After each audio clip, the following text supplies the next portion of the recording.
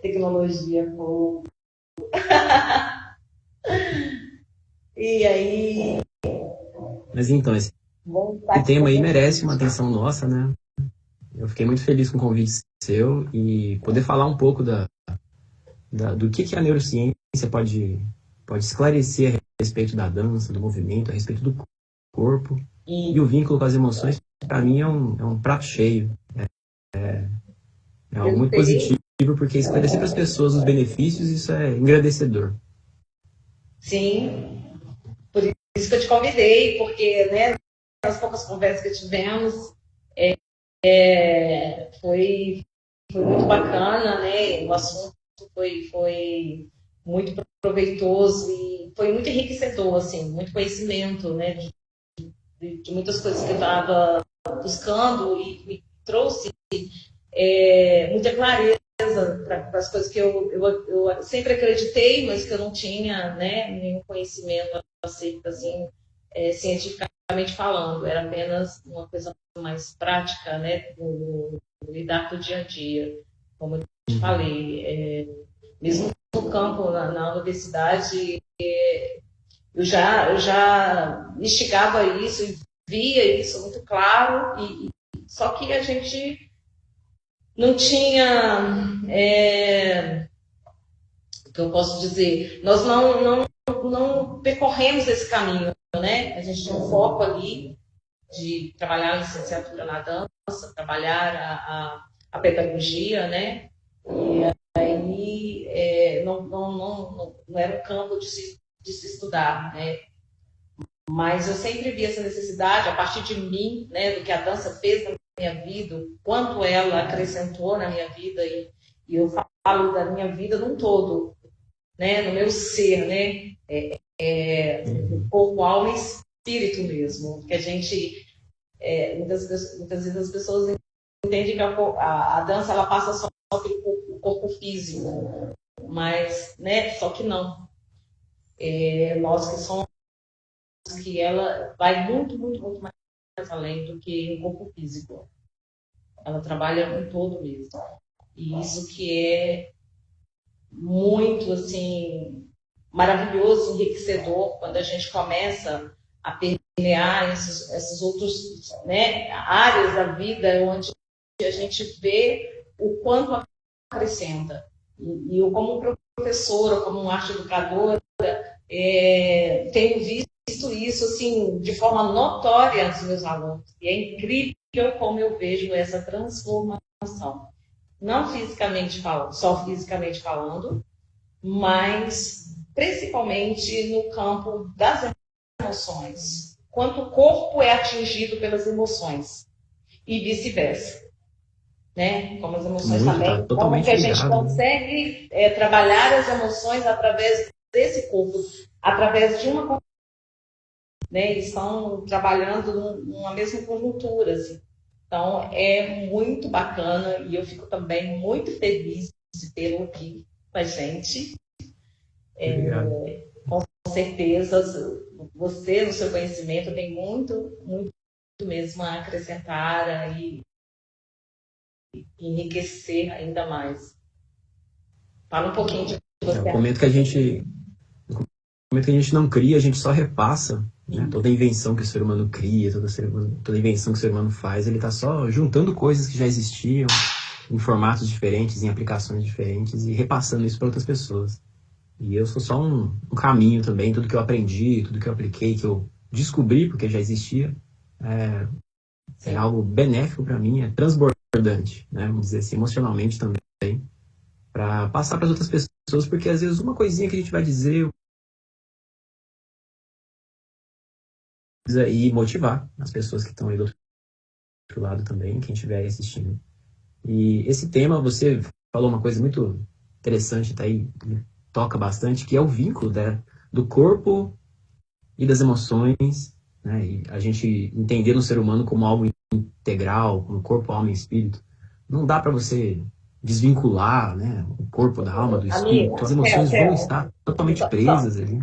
Oi? só um minutinho, amigo. Eu gostaria que você se apresentasse, né? O pessoal está chegando Claro. aí, saber aí, né? Quem você é? Eu acho que é muito complicado dizer quem eu sou, Você essa está hoje. reflexão, né? Verdade. Bom, eu passei por uma formação em psicologia pela PUC alguns anos atrás. Comecei a atender como psicanalista. O ênfase na faculdade era muito voltado à psicanálise também. Só que eu sempre tive um carisma e um carinho muito grande pela parte cognitivista da coisa. Então, quando eu comecei a fazer formações em neurolinguística, acabou me ajudando muito. Os psicólogos adeptos aí do behaviorismo também, eu dialogo bastante com ele, que é a parte que tem mais diálogo, tem mais proximidade com a neuropsicologia. A partir daí, eu fundei a Ancorar Psicologia Aplicada e tive algumas experiências aí, tanto tive essa experiência, mas foram com outros estilos de dança e algumas outras atividades físicas também, como esporte de contato, a defesa pessoal, e como não só aprimorar o aprendizado, quanto também potencializar a performance do atleta, mas também com aquele viés terapêutico, né? A maioria das terapias que a gente percebe envolvendo o corpo vai ter o movimento ligado, vai ter a dinâmica psicomotora ligada. Quando eu falo dinâmica psicomotora, é o movimento carregado de emoções. E a gente vê isso até com a pessoa parada. A gente consegue perceber isso com a postura física da pessoa. Você, como professora, deve notar alunos chegando, às vezes, muito travado, muito encurvado. Parece tem ansioso, sim. né? A partir do momento que você cria ansioso. Sim, acredito. É um olho clínico, né? A gente vai desenvolvendo um olho clínico. E, enfim, eu palestrava algumas aulas sobre autodidatismo, também através da Ancorar, e também sobre leitura corporal, tanto para vendedores quanto para alguns terapeutas também. A ideia da leitura corporal, ela não se limita para dentro da neurolinguística, para PNL, mas também para o âmbito terapêutico, porque é justamente o que você falou, o olho clínico que o professor, no caso da dança, vai desenvolvendo, percebendo qual aluno vai ter uma melhor desenvoltura logo no início, ou qual que precisa, vou usar uma expressão aqui, se alongar mais, se esticar mais, se soltar mais, dentro de vários estilos de dança, por exemplo, ele já tem sim um enraizamento emocional. E quando fala-se a respeito do emocional, a gente não consegue desvincular o que é o pensamento também disso. Então, a postura que a gente tem durante o andar, a postura que a gente tem durante o sentar, a postura que a gente tem e a desenvoltura não só para a dança, mas para o reflexo do seu emocional. Não dá, é como se fosse a sua letra. Todo mundo tem uma letra diferente uma da outra. Né? Tanto que tem até grafologistas que vão analisar se a sua letra tem também traços de personalidade, se a sua letra é a sua mesmo, original mesmo. Porque você deixa vazar no seu movimento, inclusive o da pinça, né, o do dedo, da escrita, até mesmo da dança, um estilo que é só seu. Você, como professora de dança, provavelmente deve perceber que todo aluno vai ter um estilo diferente. O movimento pode ser padrão, pode ser igual, mas o jeito de executar, a maneira, a desenvoltura, a prática, ela vai mostrando ritmo, que né? cada um tem um estilo diferente. O ritmo também é muito importante. E a gente acabar dando um pouco mais de consciência, um pouco mais de atenção para isso, vai acabar não só fazendo a gente conhecer um pouco mais de quem é essa pessoa que a gente chama de eu, né? No meu caso, o Theo, mas também a respeito do todo, do ser humano, de dança, seja terapêutico, ou seja até uma brincadeira. Né? Eu gosto de aproximar muito desse contexto infantil, porque tem a questão da brincadeira que envolve o corpo. Tem alguns teóricos que dizem que não existe brincadeira se não tiver movimento. Criança, se você soltar ela lá, ela vai querer correr, ela vai querer se movimentar. Se ela ficar travadinha, um pouquinho lá travada na cadeira, ela tá doida para ir, talvez ela esteja reprimida também. E aí uma coisa que vale muito a gente falar, a questão da repressão. A repressão e o medo. Eles vão ser, assim, pilares muito rígidos dentro da expressão emocional através da arte física. Né? E você, como professora, também já deve perceber isso. A inibição, a vergonha. E isso afeta tanto, Gê, as pessoas, que não é só a respeito de dançar ou não. Mas a gente dá racionalizações. Pequenas desculpinhas que a gente mesmo acredita, Sim. que é eu tenho vergonha, ou eu não consigo, ou o meu corpo não consegue. O Você ser externalizando adulto ele isso carrega muito, muito isso, né? Nós adultos. bastante. De vez em Racionalização. quando, se eu citar algum livro, alguma literatura aqui, é porque eu gosto muito. São assuntos que eu pesquiso bastante, que eu gosto de me aprofundar. E tive a honra de ser o aluno da Eline Renault. Ela é um ícone de psicomotricidade na América Latina e ela é viva ainda, está escrevendo livros, está bem ativa. Mas ela, assim, inteligentíssima e ela foca muito nessa questão. Ela está expondo para você as emoções que ela está carregando durante muito tempo. Quando um professor, pelo menos o de dança, força, digamos assim, entre aspas, ou incentiva o aluno a se desinibir, ele não está só forçando ou alongando o corpo do aluno. Ele está ajudando a destravar algumas emoções.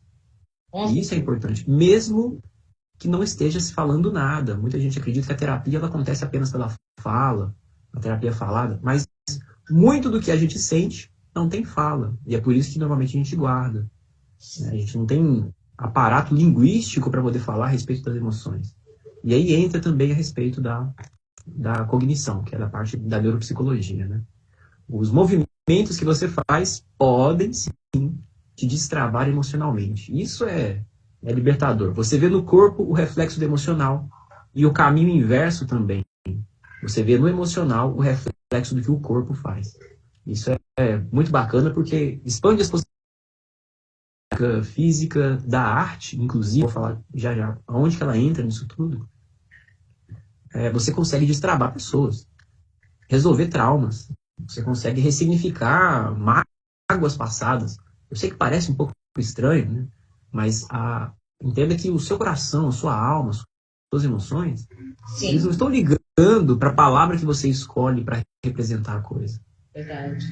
Eles estão ligando para a emoção que você carrega. E se através de um movimento de corpo você consegue referenciar, você consegue simular, você consegue fazer uma metáfora a respeito do que você sente, isso é extremamente terapêutico, libertador. Então, acredito que até a arte que foi colocada para essa live, né, daquele filme do Cisne Negro, que a protagonista, ela tem assim, uma questão psicológica, uma questão emocional muito visceralmente confrontadora com o papel que ela está fazendo, que é Sim. a Eu entendi dançarina do Cisne Negro. Né, no filme, eu acho que foi a pegada mais forte do filme, foi exatamente revelar isso.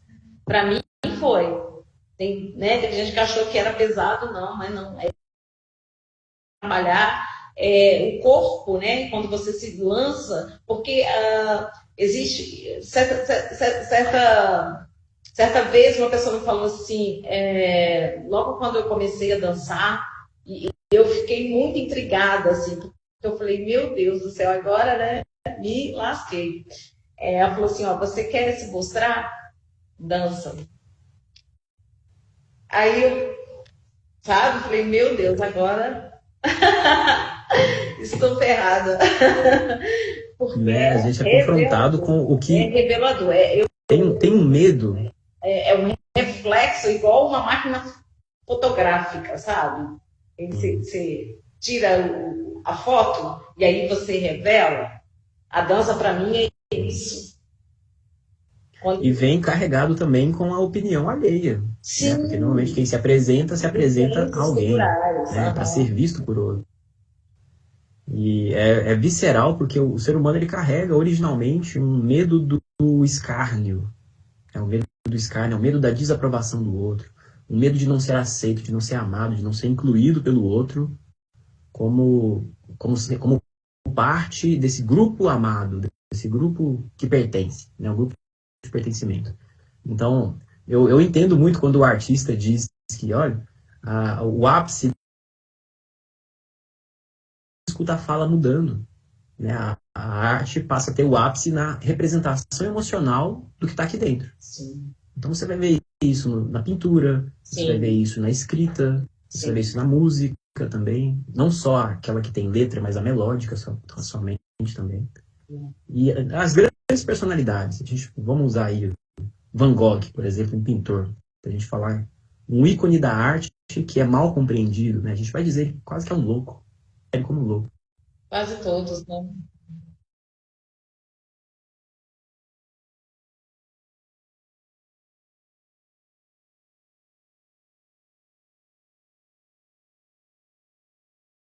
Obra da psicose, e não da neurose, que seria o anormal, o habitual.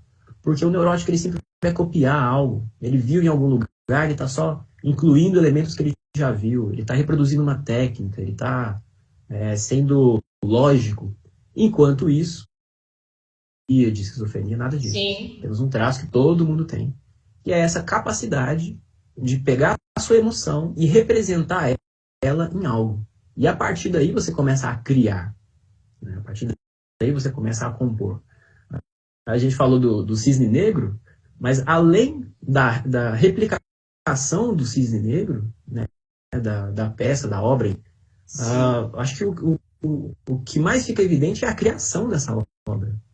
O que se quis dizer a respeito dessa obra? Quando a gente é espectador, a gente assiste o espetáculo, a gente vai dar inúmero significado que o autor, na hora da composição, teve isso, né? Então, na música a gente tem vários exemplos disso, que eu escuto essa música, eu lembro de tal coisa, mas aí o autor da música vai lá e vai dizer que tem outro significado. E a gente às vezes até fica decepcionado. Era isso então? Eu achei que era outra coisa, porque para mim falou tão claramente um outro significado. Sim. E isso que é mágico, né, o hotel, assim, o poder que a arte tem, paralelos, assim, ao mesmo tempo que ela começa a trabalhar em mim, né, ela me contagia, e aí ela vai contagiar, né, o meu espectador. Só que ela pode trazer as impressões de acordo com o que está dentro de cada um de nós, né? Eu tenho a minha história, eu revelo a minha história a partir da minha arte. O meu espectador vai receber a minha arte e vai levar para dentro da sua história. E isso é fantástico. Olha que legal. E aí a gente já tira então o foco, em vez de ser visto e aplaudido, mas o foco passa a ser então a expressão do que está aqui dentro. E isso muda totalmente a intenção do artista, a intenção inclusive da prática. Porque vamos supor, alguém que está iniciando, seja na prática da dança ou da prática de qualquer outra ferramenta artística, a gente sempre vai ter aquela pulguinha atrás da orelha, mas o que os outros vão pensar de mim? Poxa, eu estou escrevendo aqui um texto, um livro, tenho vontade de escrever um livro, mas será que as pessoas vão gostar? Será que as pessoas vão me aceitar? Vamos dizer assim, o ser humano que está ali por trás, todo ser humano é um artista. Mas enquanto o ser humano que está ali por trás não romper esse teto, não atravessar esse patamar, ele não experimentar dos benefícios terapêuticos, porque sempre vai ter um olhar julgador do outro, que é imaginado por mim, eu estou imaginando, fantasiando, pautado em experiências que eu já tive, pautado em alguém que já me disse alguma coisa, ou um filme que eu vi, ou uma situação com outra pessoa que eu peguei para mim. Pautado nisso, eu vou ter um teto que é a opinião alheia, ou a minha opinião baseada na alheia. Quando eu rompo isso, eu atravesso isso, e aí como é que faz para atravessar esse medo? Vai com medo mesmo. Né? No teatro tem aquela ideia de que eu desejo merda para você. Né? Se eu estou desejando um bom espetáculo, uma boa representação, uma boa apresentação, tem um jargão dentro do teatro que fala, desejo merda, muita merda para você. Mas por que esse termo? Porque o artista ele não vem com o propósito de querer agradar, ele vem com o propósito de querer se expressar. Essa é um dos significados aplicáveis dessa expressão. Quando ele se expressa, ele está sendo genuíno. Ele não está sendo um objeto de uso do público. Ele faz o contrário.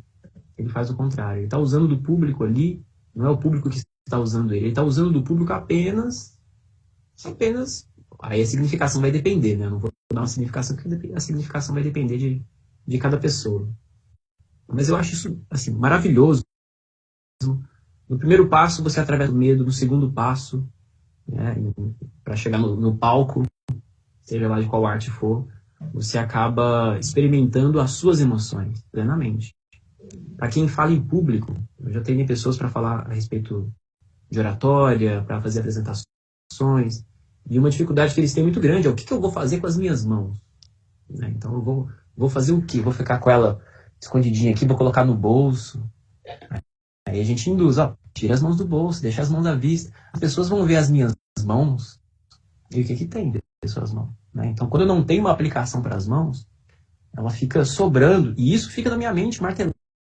Poxa, as minhas mãos estão aonde? Vou guardar elas em algum lugar.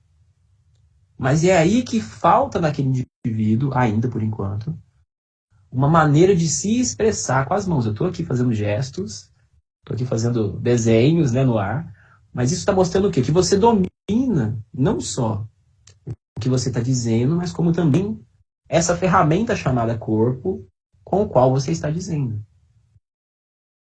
Significado, mas também tem um ritmo, tem uma frequência, tem uma desenvoltura diferente. E acredito que isso é muito mais acentuado no balé, que cada detalhe vai mandar muito, né?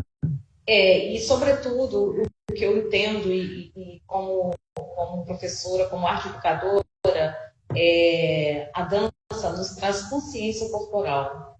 E a consciência corporal, quer dizer, o domínio desse meu corpo, o conhecimento desse meu corpo, né, sabendo articular, gesticular, né, trabalhar essa expressão através desse movimento, ele me encoraja na minha exposição, né?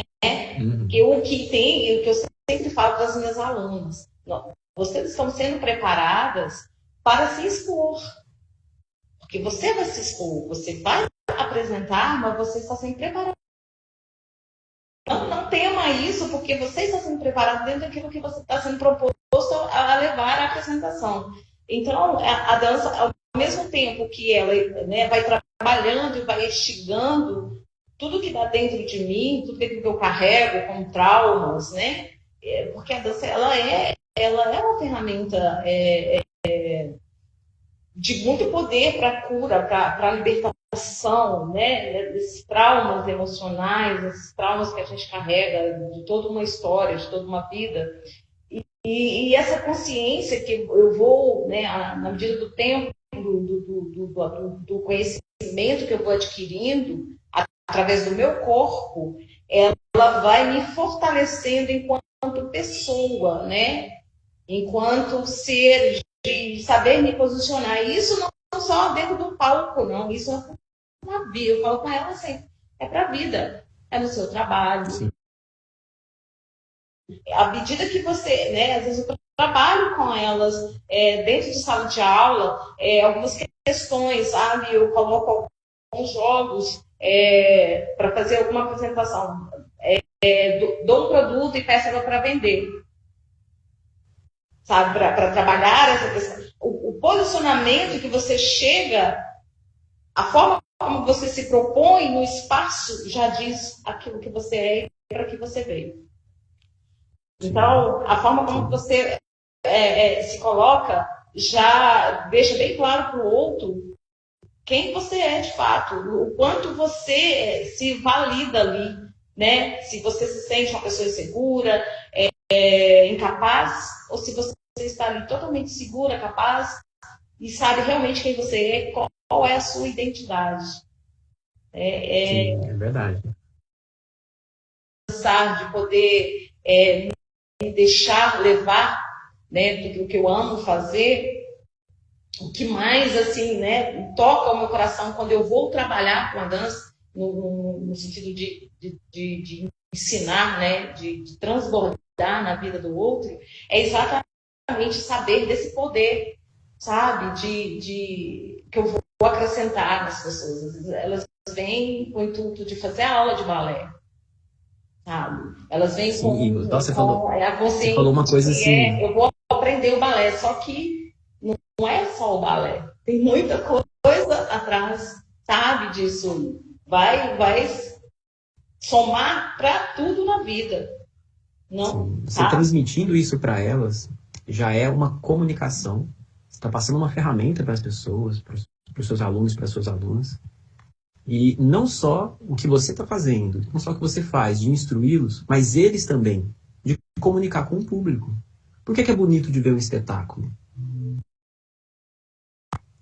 Que eu vou falar, tá falando comigo. Eu vou dizer, tá se comunicando comigo. Essa dança, esse espetáculo, essa música, essa arte, essa pintura, essa criação tá falando comigo, alguma coisa. Então eu entrei algo a meu respeito, sobre mim, inclusive, olhando para isso, vendo isso. E é admirável, a gente gosta, né? Tem a beleza, não só a visual, mas também tem a beleza de comunicação também. E isso é indireto.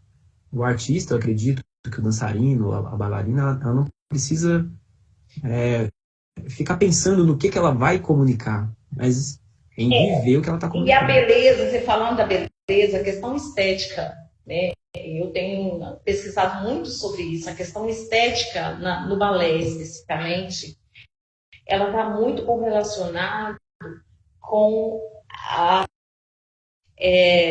encantadas, claro, com a movimentação da bailarina, né? Que o balé pode fazer, os grandes saltos, os arabesques, o trabalho, né, de toda a linha corporal.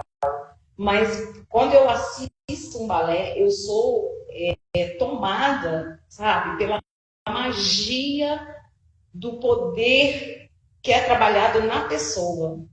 É o que está dentro dela. O ser totalmente liberto, sabe? Quanto mais o bailarino ele consegue fluir, ter uma fluidez no seu trabalho, na sua apresentação, mais eu consigo me encantar com isso, sabe? Que está saindo de dentro. É um ser livre, é um ser, sabe, que está trabalhado em todas as áreas. E isso é encantador. Não é só uma questão de um trabalho físico, novamente falando, sabe? É algo que eu tenho... Agora, é um critério que a gente está tentando desmistificar para as pessoas, para você que está assistindo aí. A gente está falando a respeito de benefícios que o movimento pode trazer, não só do balé, mas de outras também, expressões artísticas. Agora, é a mesma coisa não vai passar, né? A gente vai poder descrever aqui, cantar a música do McDonald's, 2 hambúrgueres, alface, queijo molho especial, cebola picles e um pão com gergelim.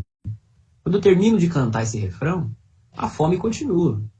É necessário que eu experiencie a coisa. É necessário que eu vou lá e coloque a mão. É necessário que eu vou lá e faça o movimento. Que eu me proponha a passar por esse trajeto. Senão a gente vira apenas especialista no que é aquilo que eu estou vendo.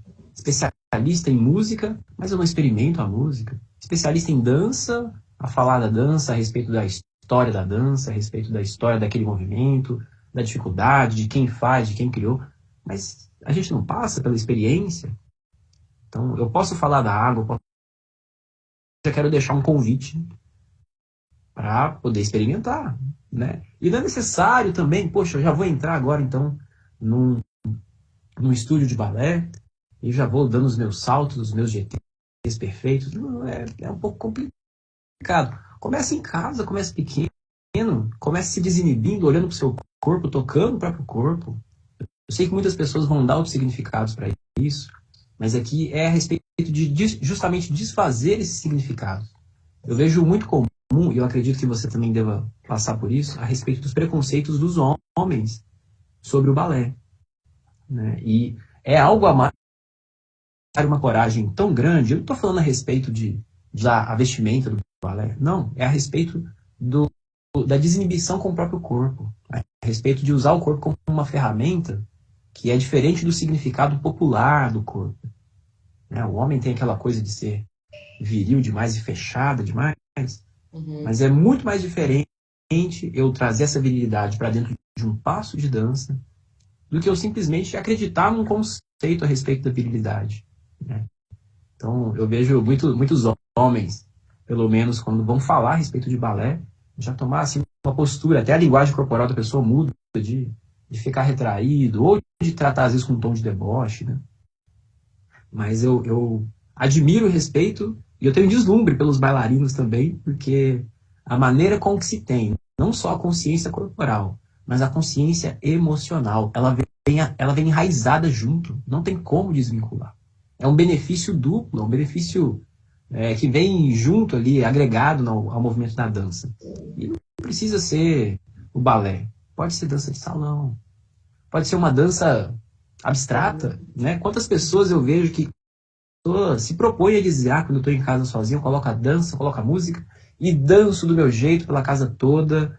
Pô, que bacana, que legal, né? Tem uma consciência não só física, mas emocional também, porque enquanto está se dançando, enquanto está se expressando artisticamente, as emoções vão se regularizando. Aquilo que não ficou significado com a palavra, aquilo que não ficou resolvido em alguma situação, eu vou externalizar com o movimento. Eu vou externalizar com o significado dele. Enquanto eu estou lá distraído com a música, distraído com o movimento, distraído com a beleza do meu movimento, com o ritmo, outros processos mentais são também executados enquanto isso. A gente não fica só pensando numa coisa, né? Quando a gente fala, tenha foco nisso aqui, pensa só nisso.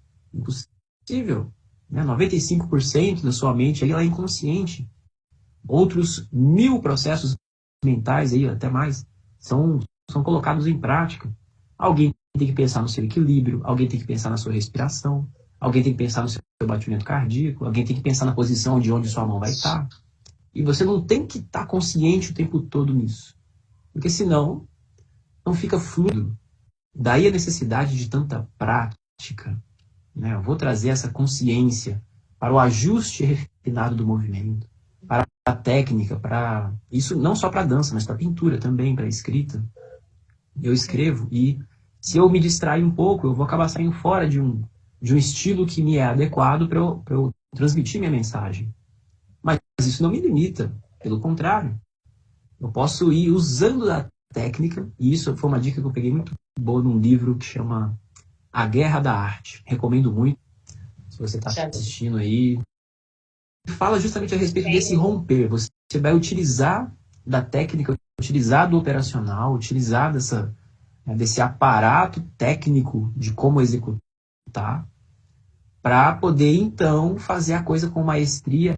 E quando você já não estiver pensando mais no que está indo, a criatividade flui naturalmente.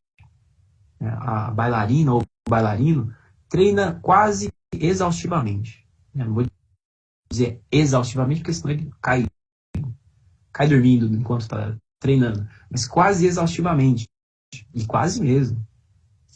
Para que a coisa fique tão automática, tão inconsciente, que a perfeição do movimento que foi pensada, cada ajuste dele várias e várias e várias vezes, já esteja tão impregnado no ele passa por um percurso, né? São várias coisas a ser trabalhado nesse movimento motor, né? Não é essa uma questão de motricidade. São muitas outras coisas que estão incluídas dentro desse movimento. Então, à medida que a gente vai repetindo esse trabalho, nós vamos adquirindo em nós esse autoconhecimento. E aí que está, né, o que, né? Aí que está a grande, né, descoberta, né, da dança. Que a gente, né, nós descobrimos a partir do treinamento repetitivo, que não é na verdade não é repetitivo. É repetitivo pelo fato de você fazer várias vezes, mas nunca vai ser da mesma forma. Né? É isso que é o quê? Quando a gente entende isso torna-se prazeroso. Porque enquanto a pessoa não entende que ele repetir uma coisa várias vezes com a repetição, ele vai cair no enfadonho, naquilo que é cansativo. Mas quando você entende que o fato da repetição vai gerar em você uma transformação, aí você entende que não, de fato não é repetição. De fato eu quero deixar até um trabalho de aperfeiçoamento. Nunca vai ser um treino, uma sugestão que eu quero deixar aqui para quem estiver assistindo, para experimentar como é isso, caso você seja destro e escrever com a mão direita, experimente escrever com a mão esquerda. Uma única possível, mas você sabe reproduzir as letras, você sabe a sequência das letras, você sabe o movimento que precisa fazer. Então, feito da primeira vez, escreva a mesma palavra na linha de baixo. Você vai dar gradualmente, e por mais que você esteja repetindo a mesma sequência de letras, a mesma sequência de movimento, cada vez que você escreve é um pouco diferente. E quando você toma consciência de olhar o que exatamente nessa letra, o que exatamente nessa palavra, nessa curva, eu preciso melhorar. E aí você faz cada curva conscientemente. Então, você tem uma história quase de minutos ali em cada palavra que você escreve. Então, a cada vez que a gente diz aqui que o bailarino está repetindo, ele está fazendo um pequeno ajuste. Ele faz aquele pequeno ajuste naquele novo ensaio que ele faz. E esse novo pequeno ajuste vai deixar a coisa mais aprimorada. É como você escrevendo com a mão ao contrário. Se você é canhoto, experimente escrever com a direita. Se você é destro, experimente escrever com a esquerda. Você vai notar que cada vez que você repete um pouquinho daquela letra, um pouquinho daquele traço, ficou um pouco mais ajustado, mais refinado, mais bonito, mais do jeito que você quer que fique. Isso é tomar consciência corporal.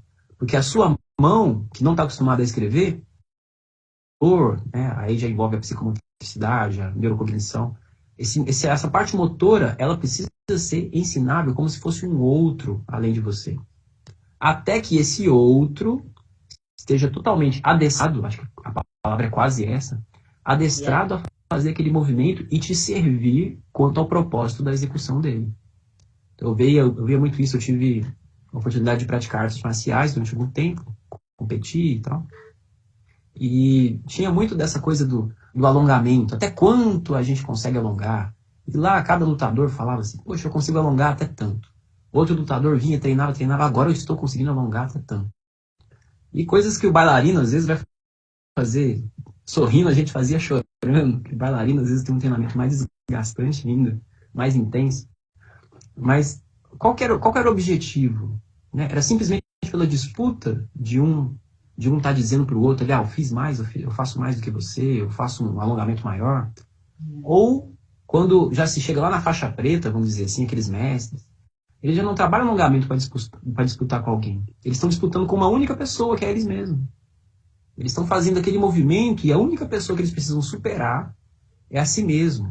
E isso ensina 1 quilo por dia na vida. Quando eu digo 1 quilo é porque é muita coisa. Você ensina 1 quilo por dia na vida para si mesmo. Esse desafio de sempre ter um aprimoramento de si mesmo, usando apenas você como referência, é extremamente saudável. É tirar o outro.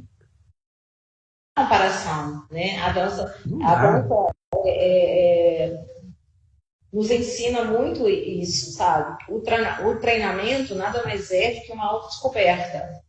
O treinamento físico é para mostrar para você o quanto o seu corpo é capaz.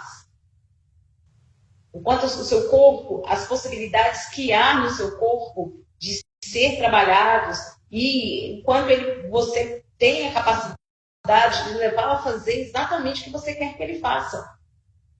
Claro, desde que a partir de uma consciência, de uma boa orientação, de uma consciência de fato conhecedora do assunto, né?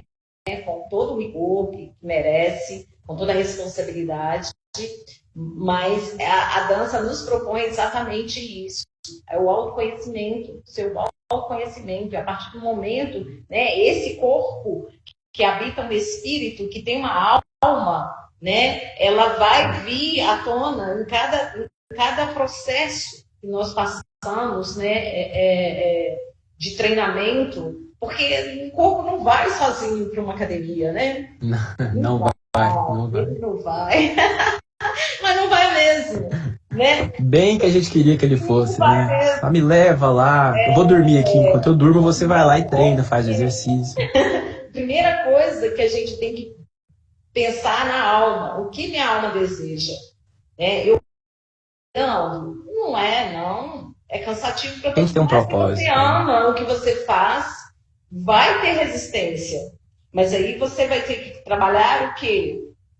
A questão do quanto eu desejo isso, quanto isso é importante para mim, né? E tomar consciência de que isso vai valer a pena, porque isso ainda, né, que eu não seja o bailarino, o artista, o fulano, mas isso vai trazer retorno à minha vida, porque é isso que eu amo, é isso que eu quero, e eu vou submeter o meu corpo a isso. Eu vou fazer isso porque isso vai trazer resultados, né? E exatamente o resultado ele é imediato. À medida que eu trabalho, tem gente que não consegue perceber, mas eu percebo muito bem. A cada aula eu vejo uma alteração no meu aluno. Seja físico, seja emocional, sabe? Seja comportamento. A cada aula eu vejo uma alteração nele. Então, é muito instigante isso, e quando a gente começa a trabalhar essa questão, né, o cérebro, ele tende a nos proteger, muitas vezes, né? Está sempre dando sinaizinhos aqui. Tem que, né, trabalhar essa questão, de fato, do seu querer, do valor, né? É muito importante. Agora, uma coisa que eu quero os princípios. Quero ressaltar aqui para quem está ouvindo, a respeito, você comentou do cérebro, que ele vai ter uma opinião própria e às vezes a opinião do cérebro é diferente da nossa. E eu sei que isso parece às vezes confuso, porque tem muita gente que ainda acha que você é o próprio cérebro. Mas não, o cérebro está a seu dispor. Ele vai trazer pensamentos, ele vai trazer justificativas para você. Sim, sim. E que você precisa, às vezes, questionar essas justificativas. Exatamente. E isso me lembra uma prática da psicomotricidade, uma vez que era a pessoa ela tinha que trabalhar a confiança, o grau de confiança. Então, o que a gente fazia nessa prática? Colocava um tipo de elástico, aquele elástico comprido que o pessoal usa na fisioterapia, nas costas, andando para trás, trabalhando a confiança. Você não imagina a quantidade de pessoas que não conseguiam entregar o seu próprio peso do corpo, trabalhar a confiança. Porque a primeira coisa que vinha no cérebro delas é perigoso, você vai cair. Por mais que tivesse todos os critérios de segurança, ela não acreditava nisso.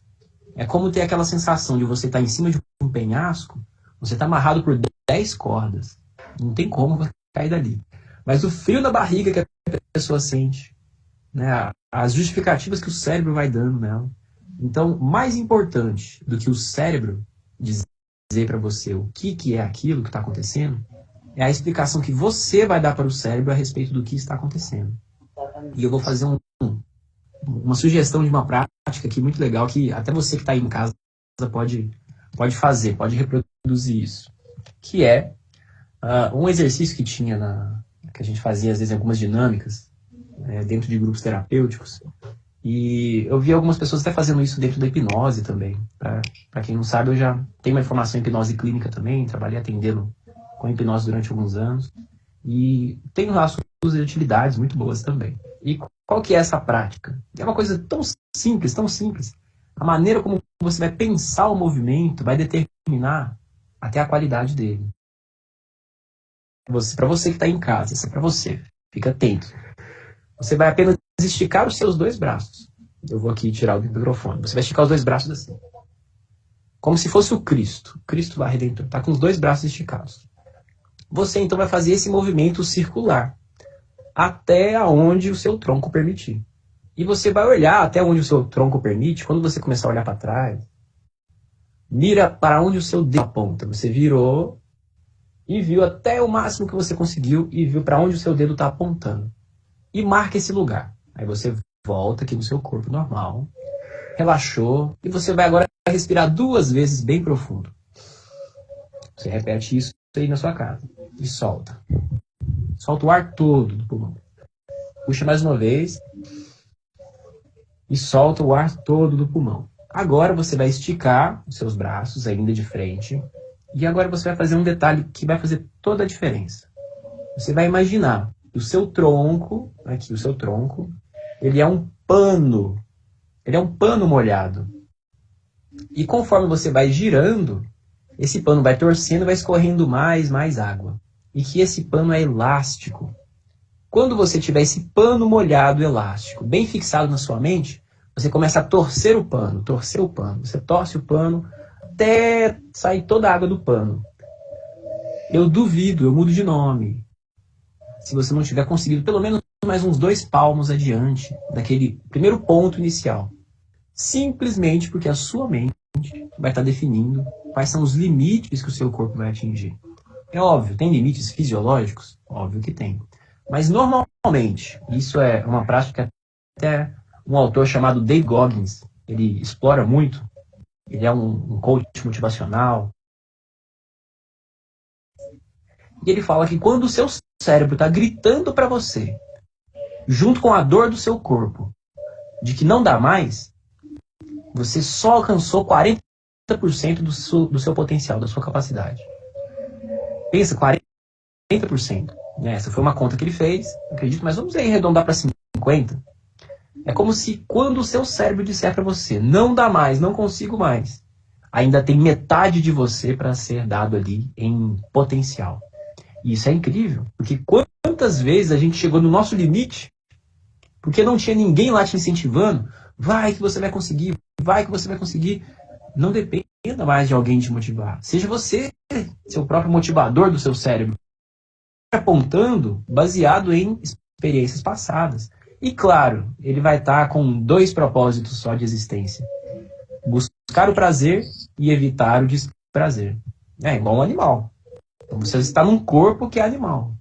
Mas a sua mente, o seu espírito, sua consciência, ela tem uma centelha divina. Ela consegue perceber e saber que vai além do limite físico. Vai ter um limite?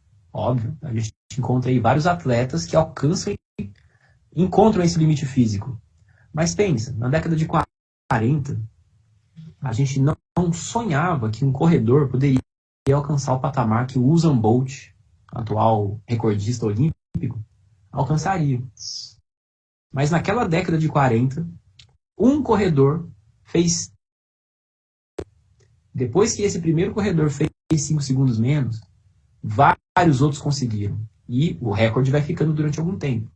Quando algum próximo corredor faz 5, 3, 10 segundos menos, mais uma leva de pessoas também consegue.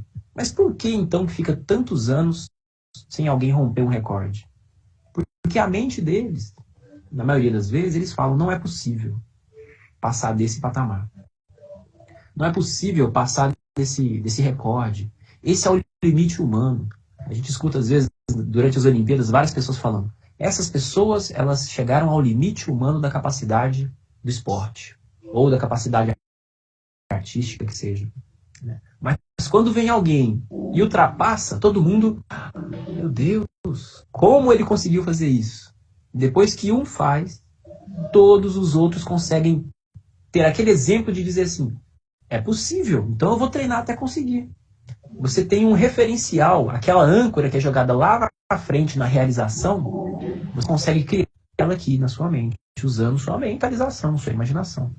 Então, apenas imaginar que você tem um tronco feito de um pano elástico cheio de água e torcendo o seu pano no lugar do tronco, até sair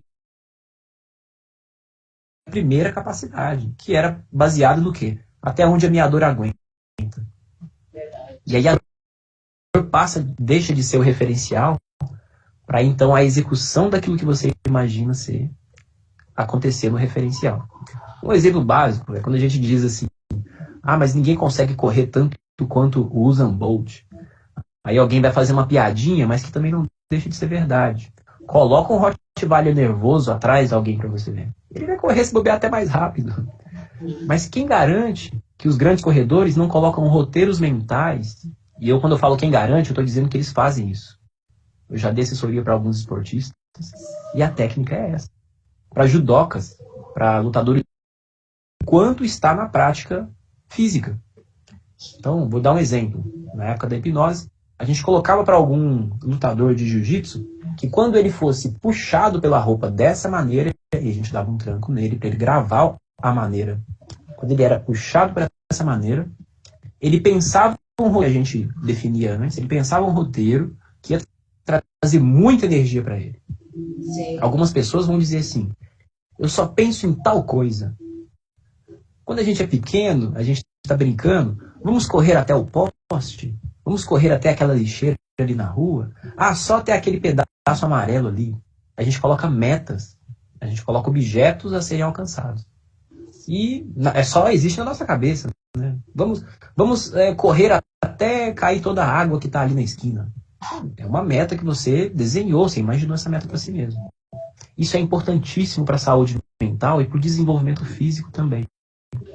Usar essas estratégias com inteligência, coisas que somente não vou dizer os mais performadores, os profissionais, mas qualquer pessoa que queira experimentar uma boa prática física. Você não precisa ser o bailarino profissional, você não precisa ser o Usain Bolt, correr nas Olimpíadas para poder usar dessa técnica para experimentar uma boa prática. Você pode fazer na sua casa. Né? Quando você brinca com a sua mente, de que cada movimento que você fizer, você vai estar desenhando algo diferente. Cada movimento que eu fizer aqui com a minha barriga, eu estou colocando uma moedinha no meu banco. É uma brincadeira simples. Essas brincadeiras para sua mente distraem você da dor? Não. Elas dão outro significado para o movimento que você está fazendo. Isso é genial. É tão genial que só os gênios dos esportistas fazem isso. E é tão incrível o que você está falando, eu estou pensando aqui, porque as pessoas começam envelhecendo pelo corpo, né? E o corpo vai envelhecendo a mente, sabia disso? Ela vai constatando, olha a ruga e fala, eu estou velho, olha, tem essa ruga aqui. Olha como que é tão, né, tênue isso. O desgaste físico leva a mente a pensar que a pessoa está envelhecida. Eu tenho um aluno quem já... E não é só uma questão física. Vejo que a mente da pessoa também está envelhecendo, juntamente com o corpo dela.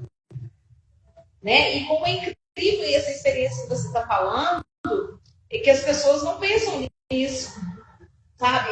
Primeiro momento, quando a gente trabalha no balé adulto, a primeira pergunta que elas nos fazem é: mas eu não estou muito velha? Aí eu falo assim, mas quantos anos? 26, 28, 30. Poxa, você se sentir velho nessa idade? Tá difícil, a gente tem que fazer uma entomada aí para buscar essa pessoa comparada ali, sabe?